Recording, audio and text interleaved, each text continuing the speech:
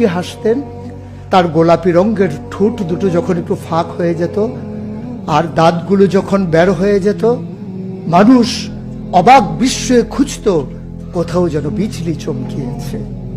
তিনি যখন প্রচন্ড গরমের মাঝে ঘেমে সিক্ত হতেন, কপালে তার মুক্তার দানার মতো ঘাম জমে যেত, তিনি যখন দৌড়ে দৌড়ে তার বিবিদের ঘরে যেতেন, আমাদের মায়েদের ঘরে, আল্লাহ রসুল সাল্লাল্লাহু আলাইহি সাল্লাম ঘরে ঢোকার পরে মায়েরা দেখতেন কপালের মাঝে মুক্তার দানার মতো বিন্দু বিন্দু ঘাম জমে আছে। মায়েরা বলতেন, গুস্তাখি মাফ কর দিজিয়ে, বেয়াদবি মাফ করবেন, আপনি চুপটি করে একটু বসুন।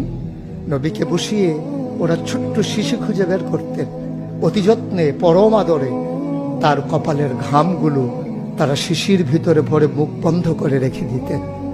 ঈদ যখন আসতো, বিয়ে যখন হতো, জমানো ঘাম তারা আতর হিসেবে ব্যবহার করতেন। এ নবী তো সে নবী, হেঁটে গেছেন 1 মাস আগে রাত পথ ধরে, যাওয়ার পরে তিনি তো চলেই গেছেন। 1 মাস পরে যখন আবার ওই পথ মারিয়ে কোনো এক সাহাবা যাচ্ছেন, স্থানীয় বাসিন্দা যারা রাস্তার কিনারে যাদের ঘর, তাদেরকে ডেকে বললেন, ভাইরা, এ পথ দিয়ে কি আমার নবী হেঁটে গেছেন?